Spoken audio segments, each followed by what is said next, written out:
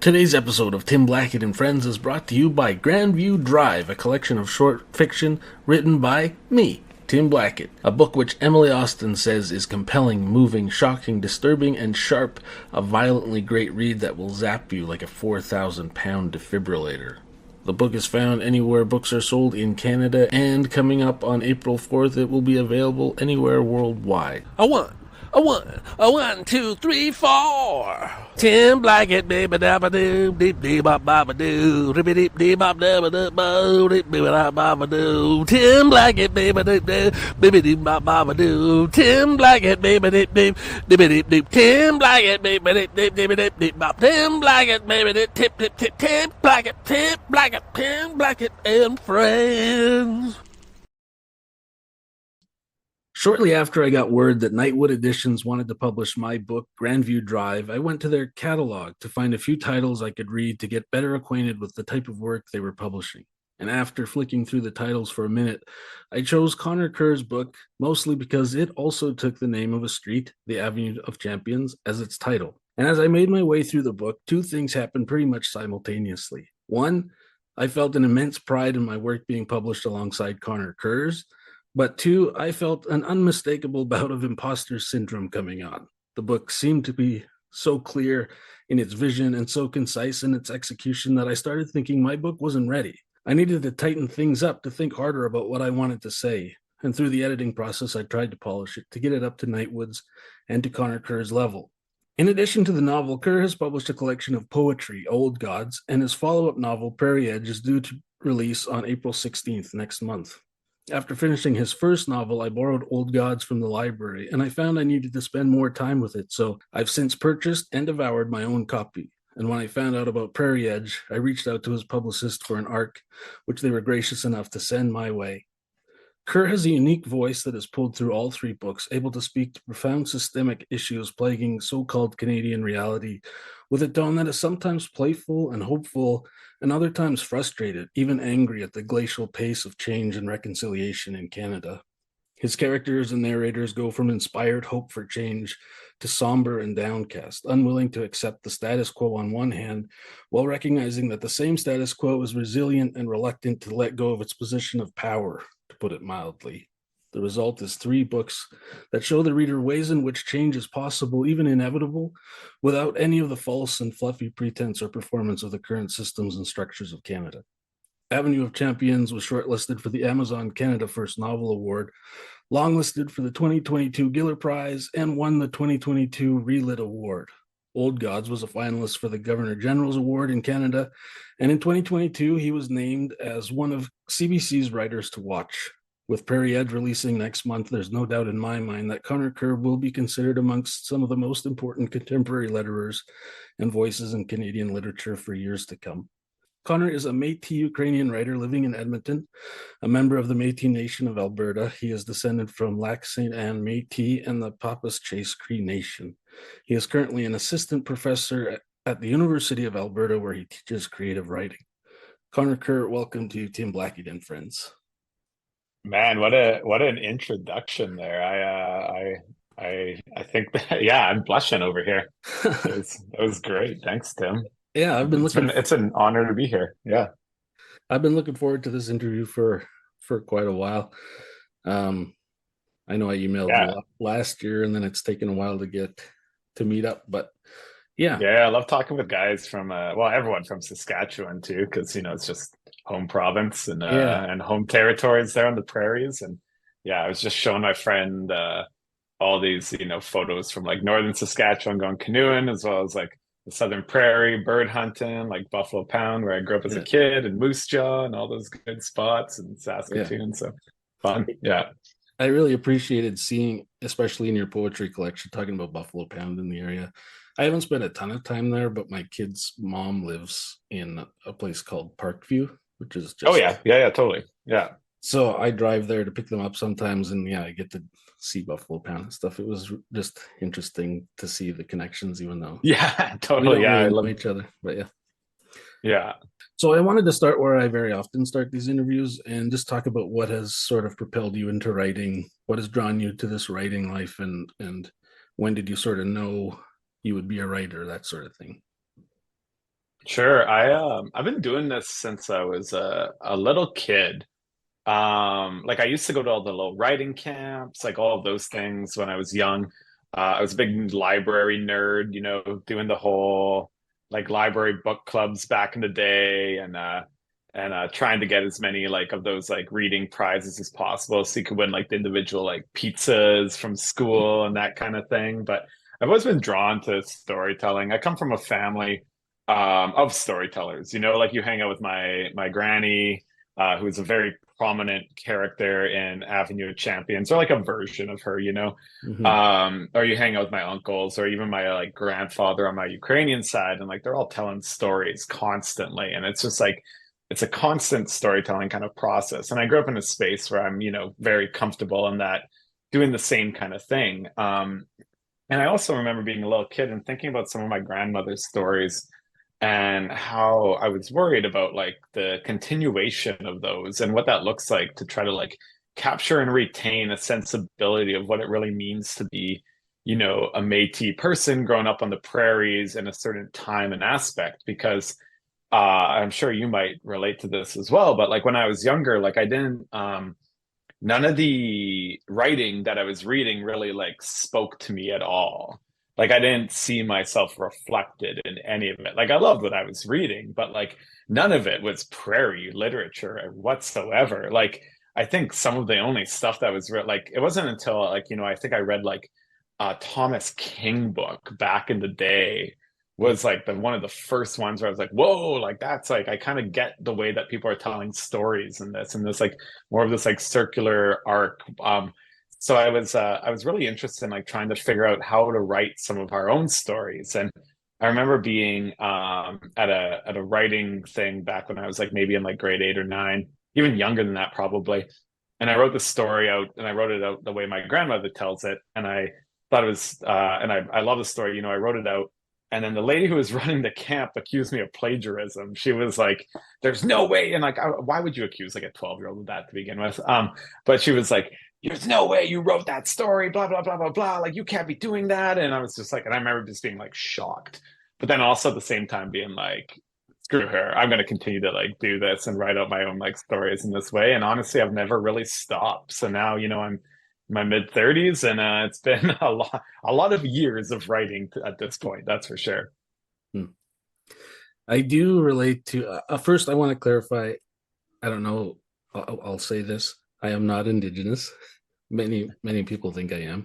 Yeah, I don't even think it like honestly, it's like growing up in the prairies, like Yeah, in like the that, prairie-based literature. yeah. Like That's I that's what I on was gonna say. Is where I relate to what you're saying is it being here and thinking myself of as a writer and a creative type person in Regina for a very long yeah, time. I felt really sort of isolated, and I didn't recognize that there were other people who were doing the same or similar things and like creating here. I felt really alone as an artist or a writer. Um, totally. but it's only been recently in the last 5 or 6 years where I've really connected with other writers and other storytellers here, and even read books that are situated in Regina or Saskatoon or whatever. Like, I think Yeah. the connections are really, at least for me, sort of building. And even throughout Alberta and Manitoba and stuff, I'm recognizing that there are these prairie writers that have something to say about our life here, which is Hmm. cool for I me. think that's like it's a very burgeoning, like not burgeoning, like there's been people doing it for a while now, obviously, but I feel it's like been kind of isolated within like the Canadian like scope of literature, and then where the main focal points are still very much based out of like Toronto and the East, where like this dictation of like what makes Canadian literature, which is of course bullshit because a lot of great literature comes out of the regional like areas, and you think about like the quality of writing coming out of Saskatchewan and Manitoba and Alberta these days, or the prairies and the different treaty areas there, and it's like astounding. Like I know like you've chatted with like my buddy Jessica Johns and like others, and like they're like, like I feel the same way about Edmonton. It's like kind of literary scene and how it's building up. Like I feel like honored to like, chat with like a Niska writer like Jordan Abel who lives there. Jordan and I go, chat all the time. Matthew Weigel wrote a book like White Mud Walking. Emily Riddle, The Big Melt, like Jessica Johns with Bad Cree, like we all hang out and are able to work through these like kind of literary like not literary conventions, but like just have those discussions about what makes like the literature that we're trying to produce within these spaces, which is pretty cool. Hmm. I'd like to sort of begin with Avenue of Champions. Like I've said, I've just found it to be sort of brilliant in form, the ways it brings so many different perspectives to one larger story. And I wondered if you could speak to that form a little bit. In the acknowledgments, you mentioned that many of the chapters were published on their own as stories. So I was wondering, was it your intention to write a novel when beginning this, or was it short stories that you sort of at one point figured out these go together and it's going to be a larger thing, or how did that come about? Yeah, 100% they were all short stories. I actually like the novel idea came out of because that's the only way they were going to publish it. Mm, Was like they if they could frame it like a novel yeah. because and I got this from like I sent that book to everyone and I mean every publishing house, every agent with an open call, like absolutely anyone I could send it to, and I didn't hear back from anyone except for like one or two people, and they were basically like, "We don't want it. The short stories. Maybe if it's a novel, or if you write a novel, maybe send that to us. But until then, like, don't worry about it. It's just or like not we're not interested in this book." And then my friend Dr. Norma Dunning, an incredible Inuit writer, she sent it over to Douglas and McIntyre, who then published it through Nightwood Editions, and that worked out. But then we formulated into the idea of a novel from these different short stories. I've always loved the idea of connected short stories, though, to like frame something like, when you get those kind of like little Easter eggs where you're reading a short Mhm. story and there's like a slight reference to another like character or short story that's like within the collection, and you're like, oh, I get it because I know who that character is based on reading this other one here. And I mean, at the time, like I was really just trying to build up a little bit of a literary CV in publishing these like pieces kind of individually or submitting them for contests, trying to make some like cash doing that. And but a lot of the book, like the kind of it began with the story that begins it all, The Last Big Dance.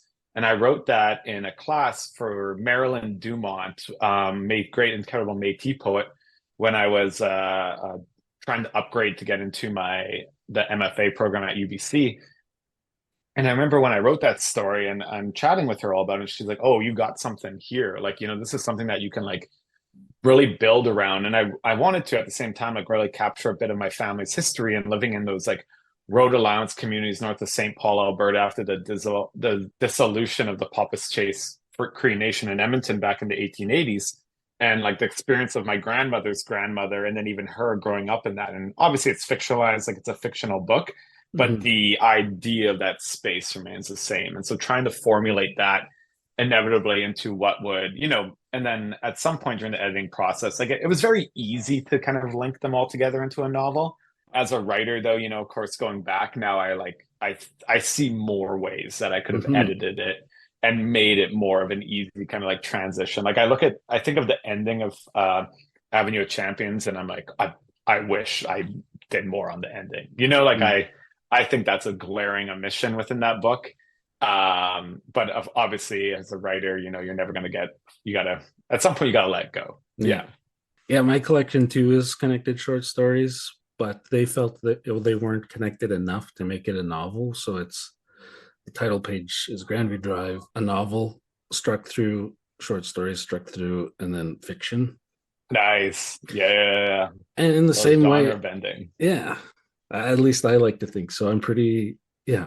But like you were saying, there's reading it through now. It's a real thing out in the world, and I'm really proud of it, right? But there's so many other bits that I'm like, man, I should have wrote another story to include that character or something like that. But Totally. Yeah. maybe, When's your book coming out?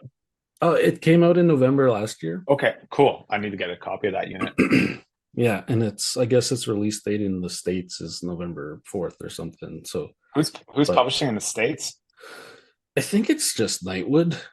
I don't know why Oh there's yeah. there's a different I don't know why it was a different release date or whatever. And I know there are people that I talk to in the States that already have copies, so maybe they just ordered it from Yeah, yeah, yeah. wherever. But people there want the book and they're like, Nice. it's not even available in America or in the UK or whatever. And I'm Oh, like, yeah, well, yeah. you gotta wait till April. So Yeah, the joys of publishing. yeah. Man, my grandparents lived on Grandview Drive in Moose Jaw, Saskatchewan. Oh really? Yeah, back in the day. Yeah, I tell this all the time, but when I was writing it, in my head, I thought I invented this street name. Like I know it's pretty generic, but Yeah, totally. yeah, Yeah. I've had people from Moose Jaw tell me they live there, and there's one Yeah. one in BC outside of Vancouver or something, and then there's even Oh, there's one in Edmonton. Yeah. oh yeah, there's Yeah. one Grandview Heights. Sorry. Yeah. oh Yeah. in Illinois. It's like a sort of pilgrimage spot with lots of foliage, and people go there just to take pictures of stuff. So I've got people. Okay. I've Yeah. been to Grandview Drive in Illinois, but it is what it Nice. is. Totally. That's fun. So then, Avenue of Champions is a novel and stories, and then you've written poetry, two collections. Is that right? Explosion of Yeah. Yeah. Feathers. Too. And that's, I call it emo cowboy juvenilia shit, though. Okay. Like it's very it's like mainly, same thing. Dr. Norma Dunning, incredible person, helped me get that done. She was publishing poetry through this one press, and they took this manuscript, and it was essentially like a lot of just a collected poems from, like 20 to like 28 or Mm, 27, and a lot of it. There's like one section around these magpies that I really like, and outside of that, the rest of them are like kind of crappy poems. Métis Magpie or something like that. Yeah, so an explosion of feathers, I kind of just write off. I hope it like I don't even think it's available anywhere. Like mm. I'm hoping that at one point it'll be like this funny like collector's item almost, where like people are Yeah. like weirdly like trying to find these random copies of that book that's out there. Like I don't even think I have a copy of it right now. And then yeah, Old Gods. And Old Gods is a bit more like refined. I mean, a lot of my themes are pretty similar where, we're talking about like land back, talking about like a switch to like indigenous governance structures within these places, what it looks like to be living in a contemporary indigenous life within the prairies. In my case, particularly like in Edmonton, living in a space that your family's called like home for since time immemorial. And in a lot of Old Gods, we talk about this like, and I guess Avenue of Champions has it as well with like that connection back into a space where there's concrete like city that's built over the spot, but like the ground holds the blood, the tears, the laughter, the joy of your ancestors since time immemorial, and how what it means to be so like intrinsically connected into an area. And so in Old Gods there's a lot of I think there's a lot of anger in that book in particular, and I mean in Avenue of Champions does too. If you look at like that very back like the acknowledgments. It's like quite angry, and I feel that's where I'm like trying to get out a lot of that anger as well as in that writing. I'm just trying to like figure out my own place within these spaces as well, Mhm. because I think that contemporary existence is very interesting because a lot of people, they want the token indigenous person. They want someone who is bringing, like what like neoliberal people in the suburbs of the Canadian cities want to see, like oh, look at these beads, aren't they pretty? Oh, there's like a beautiful feather. Like they want this like stereotypical imagery of who indigenous peoples are. And actually I tell my classes at U of A this when we talk about like breaking and defining like and destroying tropes around like indigenous characters, like, and I think in particularly the grandmother in Avenue of Champions and the way that she is, like she's like for all intents she's an elder, like, and so and lots of the ways that like Western literature tropes want to see an indigenous elder is like they want her, like doing ceremony and everything she says is wise, and like it's all just this stereotypical like bullshit around where a lot of like, like my grandmother, yeah, she's a Métis lady, she's in her 90s, she's not ceremonial, she loves her beadwork, don't get me wrong. She goes, but like, you'll find her more at the casino and she's having a few drinks and she's hanging out. Like she's talking shit all the time. Like she's not like living up to this like stereotypical trope of who like an indigenous like elder would be from a Western viewpoint, but she's living a contemporary existence, and there's nothing wrong with that. Like that's a beautiful thing. And I want my characters and like these books to be able to capture the nuance of it. Like not everyone has to be a warrior constantly like fighting for things. Like my cousins can, work for the power line company. They can be teachers. They don't all need to be Mhm. someone that's like pedestaled by a Western like society in this new one, or falling into like old style stereotypes either. Trying to capture that a bit in the poetry as well. Yeah, so you're writing short stories and obviously poetry, and then this latest book is a more traditionally formatted novel. And so I'm wondering about that process with you and how Do you find you need to get in different headspaces when you're sitting down? Okay, I'm going to write poetry now, or I'm going to write a novel now, or is it just like, Yeah, I was actually like I was chatting with my friend this morning, and we were talking about the idea of like poetics and like what that comes like inspiration like kind of comes from that, you know. And I feel like poetry, you can be like walking down the road and like you'll see like, you know, a magpie carrying a chicken wing bone, and you're like, sweet, magpie, chicken wing bone, like make a note of that. I'll write a poem about that later. Great image. Where with like fiction to me is a job. Like you need to mm, like to create a continual like narrative and be within those characters' headspaces. You need to be working on it like on a daily basis, like sitting down for like, you know, a few hours and just writing and whatever comes from that, whether it's good or bad, but you need to be constantly imbibing within that space to like create create well so you don't lose it. Like I feel like if I started writing something not like fiction wise and then took 6 months off and then came back, like it's not going to land. I need to be within that the entire time. Where poetry, like, you know, you can kind of come and go from it. And I find, honestly, I find fiction to be a job. I like it, don't get me wrong. Like, mhm. but I find poetry to be fun. Like Okay. that's more my vibe there. Like I really like the idea of the creation of poetry, and also the idea of like I feel there's a lot of freedom in just like creating images. Like you can be like giant crane walking through downtown Edmonton, you know, and like cool, like yeah, Yeah. big bird. Where fiction, you gotta kind of think through those a few more, justify why there's a Mhm. giant crane walking through downtown Edmonton. I think you can feel that in your work. When I was reading Old Gods, the most of what I found was that it was really playful and like excited to be there and uh, these sorts of things. But you were still able to.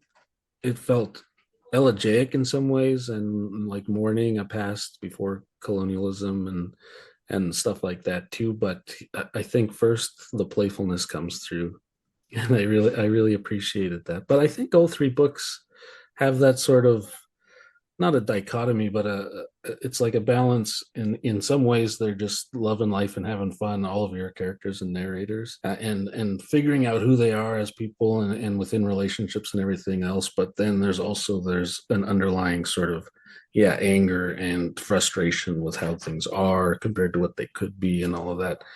Yeah, I wonder if you could speak to that sort of Yeah, dichotomy. I like the you know, like the use of humor is like a necessary thing to like be able to like get through an existence in any capacity. Like if you're gonna live a good life, you better be laughing a lot while you're doing so.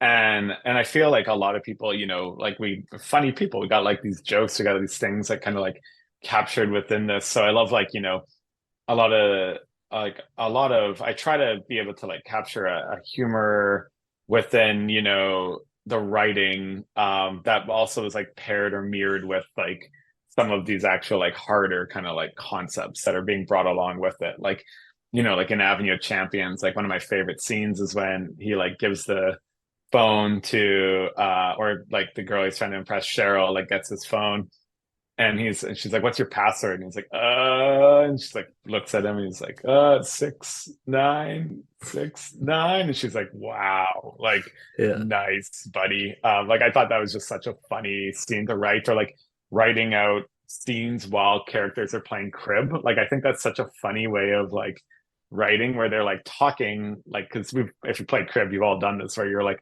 having a conversation but like listing out like numbers at the same time, which if you don't know crib would make absolutely no sense. Where you're like 15 for two. So how's so and so doing 31? You know, and you're like naming these things as it goes, and like just bringing in that element of play, I guess, into like the writing a little bit as well. It's a fun way of approaching it, and I think like, you know, if I read a book and if I'm reading a book, I'm looking for those like instances of like joy that come with Mhm. it, and I think like something like Avenue of Champions maybe not so much, but Prairie Edge and Old Gods in particular, like I want like Old Gods, like the last poem, like what do you believe in? That poem is echoing a lot of old Métis concepts around like Louis Riel's like essentially like manifestos and like prophecies around like what he believes the future of being Métis in the prairies will look like that we're going to be saved not through, you know, trying to appeal to some fucking colonial government, but rather we're going to be saved by like the artists and the poets, you know, the beaters and the dancers. Like I forget my exact writing for it, but that essentially the arts are going to be able to things to save us, like listening to community voice and story and the arts and the writers, the poets. And it's like, and it's meant to end on like, that there's like, even though there's a lot of negativity happening, that there is hope for the future. And we carry that hope for the future within our own stories and within our own communities. Same with like, Prairie Edge, like in that last, I'm not sure if you finished it yet or Mhm. not, but like the last, like, that kind of conclusion is supposed to be like almost like essentially like a dream state of what the prairies could look like under like a form of indigenous like governance run by like the matriarchs that we listen to there. Well, I wonder if you want to read that last poem. That was one that really struck me, especially at the end of the book, that, yeah, it really was hopeful and sort of illustrated a lot of what's going on throughout the collection. Would you be willing to read What Do You Believe in for us? Yeah, absolutely. So yeah, Right. this is from Old Gods, and it's the last poem in the collection. What do you believe in? Do you believe in the ghosts of aunties and uncles that drive old single bench pickup trucks spotted with bullet hole rust, sweetgrass and beaded necklaces dangling from the rear view mirror? Those who dream forever of empty stretches of prairie trail turned concrete road, passed over by generations of everyone who held the memory of you close. Those who believed in you even when you didn't believe that the future could be infinite for all of us who live under and within endless sky, endless prairie wool, endless bison, and endless coveys of sharp-tailed grouse. Do you believe in sitting on the shores of the Saskatchewan River next to Nahewack cousins, planning out the moose hunts that will keep meat flowing back into a Miskatchewan for another winter so that all of our relations can taste the blood and body of a true Eucharist, the earth made whole through the eyes of a 2-year-old bull moose, his flesh sustaining and forever nurturing our kinship spirits that only move us further toward understanding who we were always meant to be? Do you believe in the beauty of the wrinkles around an old lady's eyes while she sits wrapped up in a homemade quilt, sipping muskeg tea next to the wood burning stove? Each line, 1,000 laughs, 1,000 tears, 1,000 stories spilled out so that we can move forward in a good way, holding truth next to our hearts, sustained through the crackle of birch burning dark into the night, forever holding on to our place next to the grandmothers who defined what it means to be family. Do you believe in singing loud into the night, barn dances replaced by pubs and karaoke machines, potato champagne by cheap bottles of Pilsner? Oh no, not I. I will survive. Oh, as long as I know how to love, I know I'll stay alive. Rippling through the air to the backdrop of fading fiddles, spoons, and the tapping of beer bottles on hard top tables, cards swooshing as they're dealt high into the air. Bet on us because we're not going anywhere. Never were, never will. Gloria Gaynor had it right all along. Do you believe in those who aren't born yet? Those who will come after us? Those who will take back the land from the idea of Canada and give it away to the grasses? Eradicate the machinery, tear it down, build it up. Believe in the words and the way that pride is written all over the faces of those who learn what it means to own ourselves, to never bow under hell on earth, to never step back, but always move forward, knowing that within this landscape we are reborn, awoken, brought back by the artists and the writers, the poets and the dancers, the musicians and the lovers, the beaters and the hunters. Because I do. I believe in everything. Thanks. Yeah, that I like was that poem. me too. That was really Yeah. beautiful. Thank you for doing that. I wrote that poem initially for an organization called the Mamawe Collective that's out of Winnipeg, a Métis kind of community organizing group. And they were putting a zine together of Métis artists and writers and others who are doing interesting community-based organizing and work. And they asked me to contribute a poem. So that's where that one was. I created that poem for that.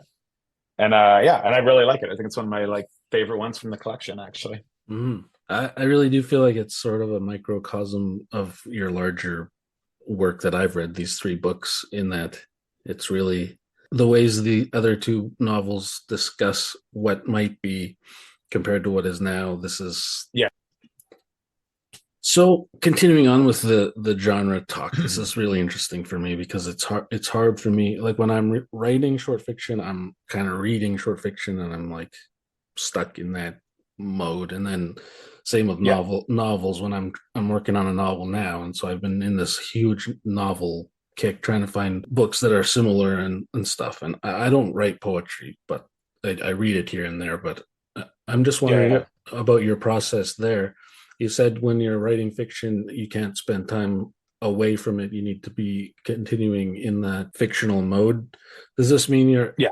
you're taking space to write poetry when you're writing poetry, and then you're taking space to write fiction when you're writing fiction, or do they ever like blur and it's just like I need to get this out this way right now?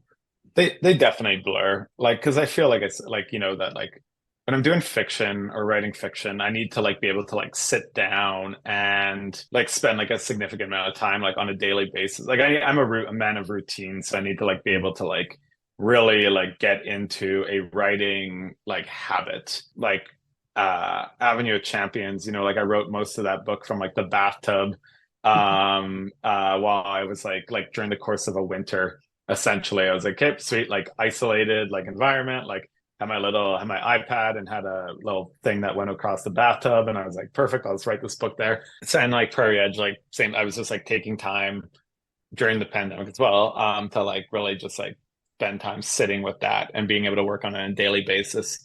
But I feel like a lot of old gods kind of came at the same moment, because I feel that's more like, yeah, like intuitive, like something will happen that I need want to write a poem about or Mm-hmm. something along those lines. Like it's not necessarily, I don't think I ever plan any of that. And like I have a current another poetry collection that I'm finished, and it's a poetic novella following four Metis characters as they navigate their way through Edmonton, and we're currently in the process of trying to get that out there into the world. And but like that book came out of the last like couple months. I was just like working through that one because this was like essentially another story that I wanted to make sure is there, tell there. So, Hmm.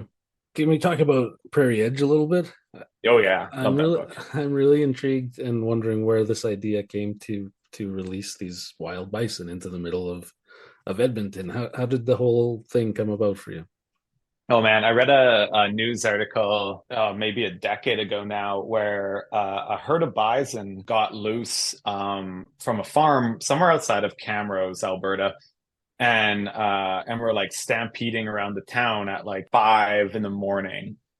And I thought that was just such a funny image to like have like all these like a herd of bison, like say you're like going to work and it's early and it's a beautiful summer morning or whatever, and you're like going and grabbing your coffee and driving down like Main Street Camrose, and all of a sudden there's like 200 bison stampeding towards you, and I was like, oh yeah, that would be, what a funny like image or thought. And I think the bison are a great like metaphor for essentially like prairie survival and like a return to like governance systems in general as well. Like the essentially like attempt to exterminate and extinguish the bison was like a direct attempt by the American and Canadian governments and British governments, and to eliminate and exterminate indigenous peoples. Like they went hand in hand, the two things on the prairies here, and against like basically all odds, like the bison are here and they thrive and they will continue to thrive and only continue to like grow. Like they're the ultimate prairie animal. And like I feel like the same thing goes with like the indigenous communities in these spaces of the prairies in particular. Is like they've attempted to get rid of all of us, and we're still here and we're not going anywhere and we never will. And I think the two really go hand in hand. And I thought like also like I really wanted to kind of play around with the idea of like if we're returning to the idea of like a land governance structure, the idea of this concept like land back, what does it look like in actual action? What does it look like with a return to a governance system? And what does it look like if there's a return to like having like, yeah, these bison is essentially a metaphor, like, but also them just in the space again too. So Mhm. So that leads a little bit into my next question. I just wanted to sort of talk about the intent of this book. And I know authors have different ideas about some aren't willing to speak to what they want the reader to find meaning, while yeah. others do like to sort of talk about what they were trying to do. I wondered if you could answer that Yeah. however you want. If you don't want to, Oh then no, that's no, all right. But I have no problem with that. I think like a lot of it is me. Like I do a quite a bit of just someone who worked in like continues to work in like post secondary and has for a while. Like the amount of like kind of this like neoliberal attitude towards like indigenous peoples is just so pervasive and prevalent, where like, you know, this idea of like, oh well, like I'd love to learn more about who indigenous peoples are, and like, yeah, cool, there's like so much information out there. Like you can just Google it at this point. You can read one of these books. Like there's so much stuff out there. And there's so many people who like, you know, love the idea of supporting indigenous like peoples and protests and those kind of things. But then when there's something that's actually affecting their day-to-day livelihood or just their day-to-day life even, then it like that all switches in a heartbeat. Yeah, sure. If you're like doing an Indigenous Peoples Day celebration, like we'd love to attend that and watch the powwow dancing and the jigging and like see the fiddle music play, blah, blah, blah. But like, oh, wait, you actually want this land back for this park that we walk our dogs in? Like, hell no, absolutely not. And I thought that was funny to have like this idea of like, you know, these bison in these public spaces in Edmonton. But really this could just be in any city in like the world.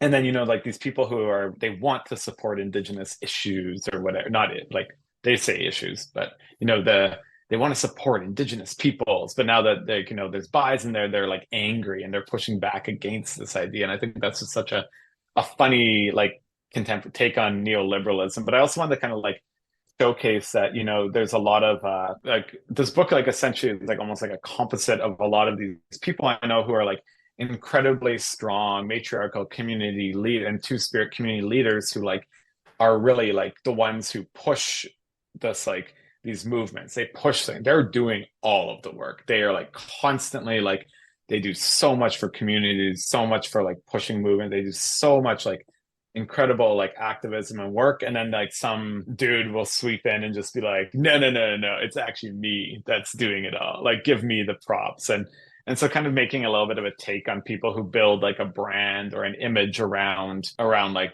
protesting or things like that, you know, like trying to almost become like famous or like the hypocrisy and like something along those lines. So I thought that was something I wanted to kind of explore too, like this like almost like patriarchal like colonial way of like co-opting protests to build like a brand, your own personal brand. Well, that too leads into something else I wanted to talk about. In both novels, you're writing from the male protagonist's perspective, but you shift to female perspectives. In Avenue of Champions, it's mainly your granny, or Yeah, the character's granny, and then yeah. and then here there's kind of two protagonists that go back and forth. And I wanted to talk about that a little bit because it feels seamless to me, but I'm wondering if how writing from a female perspective was that difficult for you, or stuff like that, but also Yeah. why was it important? Maybe two questions here. Why was it important for you to have that female perspective? I mean, you spoke to it a little bit, but yeah. Yeah, I don't think like honestly like I don't plan, like I didn't really plan these books out, just kind of like went and rolled with it and seen what happened as I was writing it. And for the switch to like the perspective, I just felt like it was like a necessary take to kind of have that like thought process of like what this like looks like, and also show like the thing with the characters Gray in Prairie Edge and then Granny in Avenue of Champions is that they drive action. The male protagonists are like just a lot, like I wanted to like almost switch this idea of what you see with a lot of contemporary literature, and just like literature in general, where like you know the female characters are just like, you know, willfully doting along behind the men, where instead in like these books like Granny is, you know, driving the action in Avenue of Champions. But then yeah, and in Prairie Edge, Gray is, you know, like she drives the action, like she's the one making decisions, she's the one who's driving action and like in that book and community there. And I thought that was like a very important thing to kind of show that, like, because that's honestly the way that like I interpret the world is like the matriarchal characters in my like life, they drive like the action, they drive like the narrative, the future, and we just like along to help support in whatever way we like kind of can. So yeah, wanted to kind of do that. It was funny. So I just finished recording the audiobook and doing all the edits for Prairie Edge, and the producer for, so we have two different voices reading it, similar to like Avenue of Champions, and the producer who was, or the engineer producer behind it, he heard me do all my recording first. So I did all the Ezzy chapters. And then a voice actor, Sarah, she did all the Gray parts. But he heard only me do mine, and he hadn't read the book. And then Sarah came and did hers, and he's like, he thought that was a really cool way to like hear the book play out, is by like hearing just like the Ezzy parts and then the Gray parts, because he didn't know, like, you know, he's like knew things were happening, but he didn't know. And then he got all the context with like So he thought it was a very, I was like, ooh, maybe I'd play around with some formatting with this book for maybe something, and yeah, just to mess around with it. Yeah, I really appreciate it. I mean, now that you're saying it out loud, how they're the active characters, like, yeah, it really is in both. It seems the dudes kind of are in the background just doing their best to keep up. Just doing their best. Yeah. It's really an interesting aspect there. I was also interested in Ezzy and Gray's relationship in the book. Uh, Hmm. I've been thinking a lot about the ways Western storytelling is very almost always revolving around romantic relationships. Yeah. And in this story, there's hints at it that maybe each of them in some way might be interested in the other, but mostly they're just like pretty platonic friends that are working Yeah. towards the same thing. And I wondered if you wanted to talk about that and why you chose not to have them as a couple or whatever. I just think that's like almost what you're saying there. It's like tropey. It's just like kind of like what that doesn't add anything to the narrative. Hmm. And like it also kind of diminishes it. Like I just don't think that like I don't know. I just couldn't see someone like Gray being interested in a character like Ezzy either in like a romantic kind of like sense. Like maybe, I don't know, but like I feel that in that yeah, I just like don't I think it's kind of tropey, honestly. And like Mm-hmm. to like build that up and like not all you don't always need that in a story. Like I tell some of my students in their short stories, like you don't always need your characters to like hook up. Like Mm-hmm. sometimes it's fine if they're just like friends and hanging out. You don't hook up with every single person you see in the world. So like that's not the way that it needs to work within your stories either. Yeah, so I don't know. I just like I don't think I really actually honestly thought too much about ever having that as an option. I think I wanted to like discuss the potential of it at one point, which I do in that scene, just to kind of answer the idea of a read like if some reader was like, well, why aren't they like banging? And I'm like, well, they don't need to be banging. Not everyone Yeah. needs to be banging. Yeah. Yeah, I do think there's a power to a platonic friendship. It seems weird to say because most of our relationships are platonic friendships, but Totally. there's Yeah. there's fewer stories that really explore that thing, and the fact that SC is mildly interested or even interested, but still is able to recognize that the friendship is more than that, and Yeah. he's still like got her back all the way through, and is like, I think that's a powerful relationship that if it were because he was interested romantically, it would diminish, like you were saying, it would diminish the whole thing. So I really Totally. just Yeah. like that aspect of their whole relationship. I thought that was really cool. Yeah, I did like the one of my favorite things from I thought was funny in Prairie Edge was writing in about like catalytic like how Ezzy makes a living stealing catalytic converters. That was like one of my favorite scenes. And then the ironic thing was that while I was writing that, my catalytic converter got stolen off of my vehicle. And I was like, oh yeah, that's fitting. Yeah. Yeah. Brutal. I worked for a company. I work at the library now, but in 2022 and into 2023, I was working for a company, and we have these big 15 passenger vans that we haul clients Yeah. around. And yeah, Yeah. over the span of 2 months or whatever, I think five of those catalytic Oh yeah. converters were stolen. And it was this whole thing. We had to keep getting it replaced. It was really annoying, but yeah. Yeah, most people I know don't even replace them anymore. In like in a prairie city, they just like straight pipe it and then like pretend Yeah. that they have them. No one knows. Yeah. Yeah. All right. I think lastly, I wanted to shift from the work a little bit and into Yeah. like your life a little bit if you're comfortable with this, and Oh yeah. how your work sort of reflects your writing in both novels and even Old Gods a little bit. Some of your characters have gone through the system, as it were, earning university degrees and getting jobs with the government, and Yeah.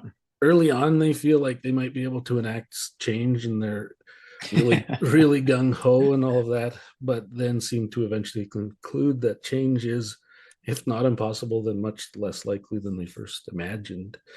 And I, Yeah. I wonder about your experience. I know you have a bachelor and an MFA, and you're now Yeah.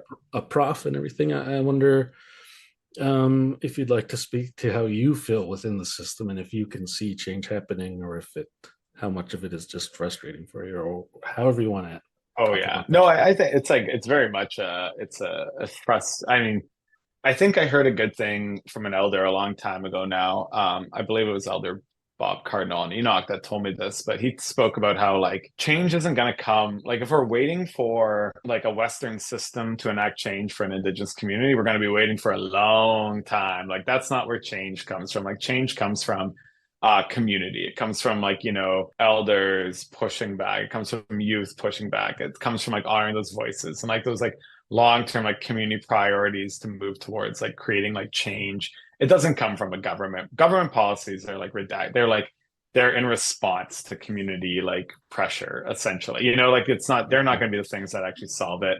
Western-based education models aren't going to be the things that like solve it either. Like we all know at this point that that's not like the reality of what's going to like create a better future for Indigenous like peoples. Like throwing band-aid money and so like band-aid like funding at things isn't going to happen either. You need to look at like systemic causes and systemic roots and like what that looks like to actually like create a better future. And I honestly like I find like a lot of I take a lot of pleasure and a lot of like I have a lot of joy in like teaching generations of well not generations but like a lot of young Indigenous, non-Indigenous, both students, as well as like a lot of students, especially in Edmonton, who are come from immigrant families who are quite new to Canada, whether they're Somalian, Ethiopian, Indian. And we often talk about within these classes, how the forces of colonialism has affected all of us, like in particular and in general, and created these like situations where people have to come together. But in listening to the youth, their voices, their stories, like, honestly, even the way they support each other, like I'm not sure how old you are, but like I was like, in school in the 90s and like mid 2000 or like 2000s and like it was not a supportive place at that point. Like it was a very like school was very, very different and university was very, very different where like I see the way that these like students like just engage with each other and it seems to be so much more like supportive and like just friendly and like communicative than like I saw back in the day, which is, it's a great way of seeing how like things are like progressing in a good space. And like even thinking about the way that like indigenous like the work with indigenous communities and indigenous communities and their priorities have come in the last yeah like it's been a long struggle but it's been community that's directed that and pushed back against everything. Like it's not like the governments and the like post-secondaries and the institutions in general are not the ones that like have like created the beauty that we find within indigenous communities today. It's the and the prosperity that might not look like the Western model of financial prosperity, but there is prosperity there and there's beauty there, there's culture there, but it comes from directly from the community, not from an institution. So I'm like very much of the opinion, that like we need to be able to support these voices and support youth and building up their own like skill set so that they're able to have the space to be able to share their knowledges and share their priorities for the future. Like, what the hell am I going to tell like the youth what they want to do for their like future and their jobs or anything like that? Like, I don't know, but they do. And so we need to like properly like listen to them and think, within a 7 generation base, thinking where we're looking, not just for like the kids who are going to come afterwards or the kids are going to come after, but what does the prairie look like 7 generations from now? And what will make that a safe space for everybody to live in a good way? And we're not going to get there if we don't return it. If we don't return to indigenous governance structures and we keep going with our current colonial ones, we're not going to be here in 7 generations to see what the prairie is going to look like. So we need to make sure that we're returning it in a good way where we're reciprocal in our relationships to both, our ancestors, future generations, each other, as well as to the land itself, to the animals, the birds, everything that comes with that too. So I could talk a lot about that. Yeah. Yeah, but I hope that my writing, with like Prairie Edge, with Old Gods, even Avenue of Champions, this new book, once we get it out there, a lot of that's like kind of addressed within it too, and that the community voice sings loud at the end of the day. Well, my last question is one that I've started to ask authors at the end of these things, and that is there anything or any aspect of your work that you wish people would ask you about? Like, is there a question you wish someone would ask you about your work that you want to talk about? I don't know, actually. That's a good question, but I feel like I don't know. I feel like I get it covered because I just honestly just ramble on most of the time anyway. So I kind of just hit the topics I want to, like the Calic converter thing. I do like, like the integration of like small little like symbols within a lot of the work that like I call it like my almost like Easter eggs, like my the little hidden things that a lot of people like they read and they're just like, oh, like I got like funny group chat names like embedded within stories or within like poem, like in some way whatsoever. Like I'll put in, culture, a lot of cultural references that are very subtle. And like you wouldn't pick them up. I also love the way of like most people would not pick them up whatsoever. And then the odd person will be like, oh, I got that one. And then it's like love writing and like, and I think this is where I really like, I appreciate a book that actually like writes in what a contemporary experience looks like in terms of like the dialogue, ways people talk to each other, ways people engage through like text, through video games, like through other games, like those kind of things. I think we need to be very conscious of the way that like people actually truly engage and communicate in a modern world and not like shy away from writing in what that looks like. Mm-hmm. All right, so moving into the penultimate segment, I had a bit of a tricky time coming up with things here because many of my past interviewees, I know at least parasocially through social media, TikTok, and other things. I know some of the things they're interested in, but of course, we've never met. I don't know much about who you are outside of your writing. So I picked out from the books that maybe you were possibly a hockey fan and maybe particularly an Oilers fan. Would I be correct in suggesting that? Yeah, unfortunately, I Yeah. would say, but very much so. Yeah.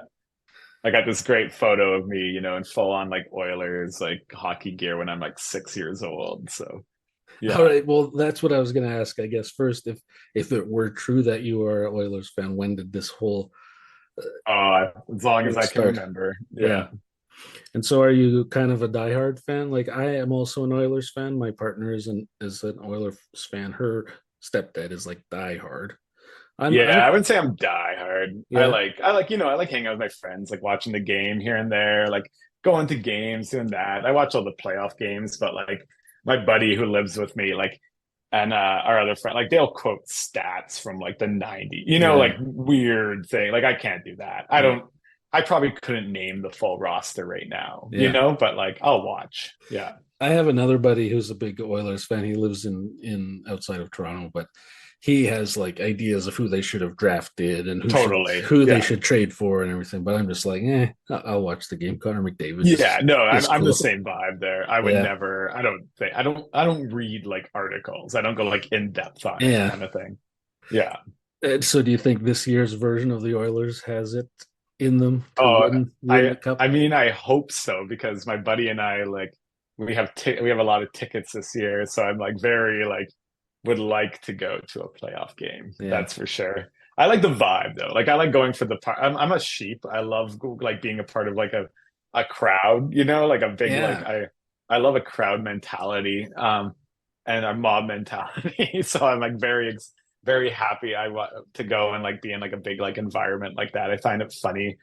I also think like hockey culture is like the absolute worst thing. Hmm. Like I love the game and like watching it and of course cheering for the Oilers, but like I just think like Canadian hockey culture is so toxic. But it doesn't need to be. That's the whole thing. It Hmm. could be better. Yeah. I think that's the appeal for me with hockey, but sports in general. Cheering alongside a crowd of strangers that more than likely I have nothing in common with other than our joined love for this one team. And it Yeah, feels yeah. feels like that mob mentality or that crowd. We're all cheering for something when even the years when there's one Canadian team left in the playoffs and it seems like the whole country is cheering for that one team. Yeah. Like the year Calgary almost won it. That's many years ago now. Yeah. Or even the year Edmonton was in. Was that Yeah. 06. 2004, 06? Oh six. Calgary was 04. Edmonton was oh Yeah. six, and I was in grade 12. Oh yeah. And me and all my buddies we would drive in the White Avenue to walk around and like just check out the chaos that was Hmm. happening. It was so fun. Yeah. And and I remember I ironically had hair at the time and was going to shave my head if the Oilers won the Stanley Cup, made that bet, and they lost, so didn't have to. Oh. But 5 years later, I was shaving my head anyways, so it didn't matter. Yeah. Yeah, I feel like the chaos of playoff wins or when the Like for us here, it's only the Rough Riders that we can compare to that. Yeah, yeah, But but even like I don't watch CFL really unless the Riders are in the Grey Cup. yeah, But the year we won in 2013 or whatever it was the last time, everyone went downtown, like, yeah. and Taylor Street was bumping. again, all these people that I have almost nothing in common with, but we're all just like jumping around and cheering and hugging each other, and I like that Yeah, shit. yeah, me too. Yeah, yeah, yeah. Yeah. Who knows? Maybe when the Bison actually get released in Edmonton at some point, people will be cheering and like that when they're stampeding down Jasper Avenue. Yeah. Probably not, but yeah. The other day, I met a unhoused person outside of the library. I work at the library downtown, Yeah. and he came up to me. He introduced himself. He's like, "Hey, my name's yada yada. I can't remember, and I predict the Leafs will beat the Ducks in the Stanley Cup Final 4-1." Nice. He That had it was ready. like that was his intro, and I'm like, "Are you a Leafs fan?" He's like, "No, I hate the Leafs. I'm a Habs fan." And I was like, "Oh well, Yeah. good for you to be objective about this, but Yeah, totally. it's kind of funny." Yeah. That Do is you funny. do Yeah. you have a prediction of who's going to win the cup this year? Oh, well, obviously I would like Oilers over I would love for the Oilers to just like absolutely destroy the Maple Leafs. Because I would love needling people about that, but I also like don't think the Maple Leafs would be anywhere even near a final. So it would be like Oilers over like Carolina in like 5 games. That would be it. I would like a revisit. Repeat of '06. Yeah. Yeah. Well, I was thinking I would like a repeat of 1994. Oh no, that's the Canucks. Well, that could happen too. I'm not a Canucks fan. They're one of my Yeah, yeah. worst teams. But in 94, they were playing the Rangers, and my buddy at school, if you can call him that, Yeah. he was cheering for the Rangers just because he knew I was back then. I was like a diehard Canucks fan, and I had gear and stuff. And yeah, when they lost in Game 7, he called within like 30 seconds of the game ending, and he's just Oh like, yeah. "Ha Yeah. ha, the Rangers, Canucks suck." That would be So the kind of thing I would do. I've Yeah. always wanted the Rangers to lose in the finals, but Yeah. yeah, Maybe they'll lose that 17 this year. You never know. so that's a 30-year thing I've been holding on to. Yeah, Nice. re- Yeah. really healthy. Yeah. All right, so our final segment is what I call friends off or on. I think I'm going to start moving away from the friends off books because there's a Yeah. lot there's a lot of repeat books. But if you have some friends off books, I'd love to hear them. Yeah. But if you just want to focus on friends on, that's cool too. Yeah. So what are we doing? Like books you like kind of thing? Yeah, That's for the vibe? Yeah. friends off, it started because I made some TikTok videos that were pretty popular, like hundreds Yeah. of thousands of views. I said, Nice. if Yeah. you tell me this book is your favorite book, it's Friends Off, and it was like Jordan Peterson. I think I included Oh, I Harry get it. Potter at once, Okay. Yeah, yeah, yeah, yeah. and So it's like someone's telling you this, like, yeah, you'd be like, yeah. yeah, I get, yeah, So like I meet you for the first time, we somehow get talking about books, and you're like, oh, I really love Atlas Shrugged. Then I'm like, well, yeah, yeah, I'm not gonna totally. be your friend. Yeah, And people liked it, but other people were pissed off. Oh, how pretentious! So you just let people enjoy stuff, you know? And I'm like, it's just a bit for TikTok, yeah, but totally. but Yeah, there's yeah. truth to it too. So There's this funny podcast where they like apps like this I forget what it's called off the top of my head. It's a very popular podcast, and they like dissect like these really crappy like books, mm. usually like nonfiction books, and like go through it. These two friends, but they is it reminded me because yeah. Sorry, is go it ahead. sorry, is it books can kill or something? Books can Maybe that sounds about right. Yeah, Yeah, I like think and I've heard about but it, but I haven't listened to it. it's good. I was really enjoying reading it, but they've talked about this book, and it definitely friends off for me because I remember because it was a very popular book when I was in like high school and at the end of high school, and it was called The Game by Neil Strauss, Mm, and it's all about objectifying women essentially, and yeah, it was so fucking bad. And they were talking about that book on that podcast recently, and I totally spaced on it, and they brought it back. I was like, oh, I remember that. But if anyone had ever like mentioned that book to me, I'd be like, I'm like, I'm not a fighter, but I might fight them, like straight up. But like Friends on, like my favorite books that I'm reading right now, I like anything by Colson Whitehead. Okay. He's such an incredible writer. I know he's American there, out of like New York, but like his writing is just like so cool with Crook Manifesto as well as Harlem Shuffle, like just incredible, incredible books. I really obviously like a lot of, oh, you know what book I recently read? It was on Canada Read, so it doesn't need any more like publicity than I already got, but it was incredible. It's one of the, I think one of the most beautiful books I've read in a long time was Denison Avenue. Hmm. I picked that one up Um, because of Canada Reads, but I haven't read it yet. Yeah. oh, it's so beautiful. It's like hauntingly beautiful how like that story and just like the story of love, but also gentrification of like Chinatown and Toronto here, as well as like just the genre bending between like Hmm. poetry and fiction, as well as like I love like a graphic art, like a artist like streetscape style of like a city. And Daniel, the co-contributor to the book, like drew all these incredibly beautiful like sketches of Toronto in the back of it. And it's just so like in neighborhoods and specific like streetscapes. And it's just like it's such a beautiful book. Like I can't stop talking about it, but I'm talking to everyone about it. Like I was in my like class the other day and I was like, you all better read Denison Avenue when you're off this summer. It's so great and blah blah blah. And like, yeah, that book, I love that book. Yeah. Cool. That was pretty awesome how Jessica Johns was part of that. Hey. Oh, totally. Yeah, yeah. I mean, Bad Creek's an exceptional book, Yeah. and Jessica's an exceptional writer, and I feel very honored that I get to spend time with them on a regular basis and just hear their writing and like, and yeah, hear their voice. So She came on my pod just like yeah, days before I heard that her book was part of the thing. So I kind of wished I had waited a week or something so that we could talk about that a little bit. yeah, yeah, yeah. But That's probably yeah, all right though too. Yeah, I was really happy to see the book as part of Canada Reads because I think totally. Me it's too. such an interesting book. But yeah. Yeah. So I guess that's the conclusion of our interview. Thank you Okay. again so much for coming. Oh, so much for coming on. Yeah, I it was was great. I was really looking forward since ever since you said yes to come on.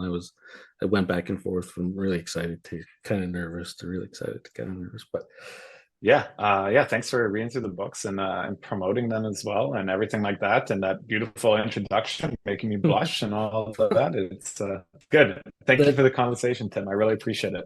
yeah, you're welcome. Thank you for coming on, and hopefully our paths will cross sooner than later. Oh, I'm sure. I'm sure they will. Okay, we'll talk to you soon. Have a good rest of your weekend here. Yeah, you too.